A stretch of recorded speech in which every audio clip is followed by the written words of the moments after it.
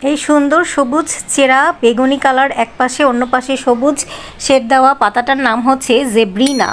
তো জেব্রিনা বা ওয়ান্ডারিং জিউ এই গাছটা একটা থেকে কিভাবে 100টা গাছ, 100টা থেকে 500টা বানানো যায় সেটা আজকে আপনাদের সাথে শেয়ার করব।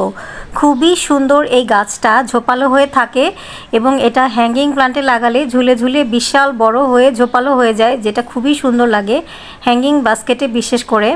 তার আগে যেই গরম পড়েছে, চলুন একটু ওয়াটার স্প্লাশ দিয়ে নেই সবগুলো পাতায়, যাতে ওরা একটু শান্তি বোধ করে। এই গরমের মধ্যে জলের ঝাপটা দিলে গাছগুলো খুবই ভালো ফিল করে, কারণ আমি দেখেছি যে কিছুক্ষণের মধ্যেই, রোদ ওঠার 2-3 ঘন্টার মধ্যেই এগুলো একদম মূর্ছা যায়। যদিও আমি এদেরকে 2 বেলা করে এখন পানি দিচ্ছি, তারপরেও কোনো কাজ হয় না।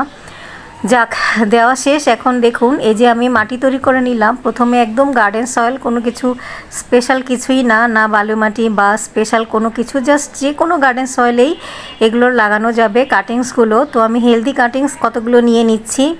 ইভেন ছোট বড় কোনো ব্যাপার নাই, আপনি যত ছোট কাটিংই লাগান না কেন বা যত বড় কাটিংই লাগান না কেন, সবগুলোই সুন্দরভাবে গাছ গজিয়ে যাবে। তো বিভিন্ন টাইপের কাটিংস আমি আগে প্রথমে জড়ো করে নিচ্ছি, কারণ আমার এগুলো অনেক পরিমাণে হয়েছে। শীতকালে আমি এদেরকে অনেক করে বাড়িয়েছিলাম, তো এখন সবগুলোকে একটার মধ্যে নিয়ে আসব।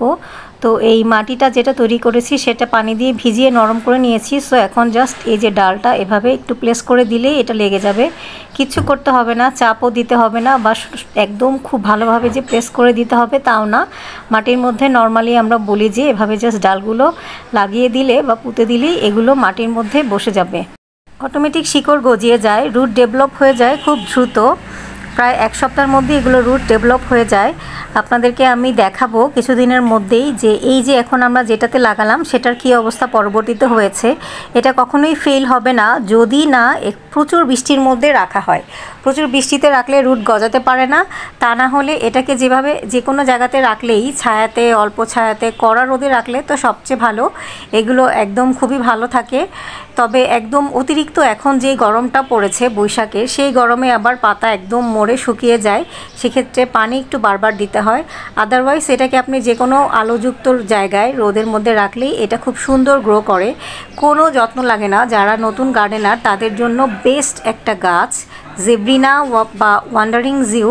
কোনোরকম চিন্তাভাবনা ছাড়াই জাস্ট মাটির মধ্যে একটু ফেলে রাখলেই বা পুঁতে রাখলেই আপনার যে কোনো টবের মধ্যে সেগুলো খুব সুন্দর হয়ে থাকে। বড় টবের মধ্যে রাখলে, বড় গাছের নিচে এগুলো খুব সুন্দর পার্পল কালারের হয়ে থাকে, যেটা আরও ভালো লাগে। আমি বিশেষ করে হ্যাঙ্গিং বাস্কেটেই লাগাই, আর যেহেতু এগুলো আমি বেশি করে গ্রো করছি তাই অনেকগুলো পাত্রে বড় হতে দিচ্ছি না বা ঝোপালো হতে দিচ্ছি না, শুধু ওদেরকে বাড়াচ্ছি। আর এটা দেখুন জাস্ট 2 সপ্তাহ আগের অবস্থা। বড় একটি পাত্রে আমি ছোট ছোট কাটিংস লাগিয়েছিলাম, সেগুলো এত সুন্দর ঝোপালো হয়ে বেড়ে উঠেছে যেগুলো দেখতে খুবই সুন্দর লাগছে। আর যেহেতু আমি ওদের খেয়াল করিনি এতদিন যে কী অবস্থা ছিল, যে কারণে ওরা আরও বেশি ঘন হয়েছে। আজকে মনে হচ্ছে যে বিশাল ঝোপালো একটা দারুণ প্লান্টার আমার তৈরি হয়েছে। এটা একটা হ্যাঙ্গিং বাস্কেট, এটাকে ঝুলিয়ে যখন রাখবো আমি তখন খুবই সুন্দর লাগবে দেখতে। তো এখন রোদ যেহেতু এটা ভিতরের দিকে আমি রেখেছি, যে রোদ ভিতরে ঢোকে আমার বারান্দার, তো যখন রোদ আসে তখন এটাকে আমি রোদের মধ্যে রাখি। আর এই যে গরম থেকে বাঁচার জন্য একটু ওয়াটার স্প্লাশ করে দিচ্ছি। তো এই হচ্ছে এর যত্ন বলতে রোদ আর জল, ব্যাস আর কিছুই লাগে না এদের।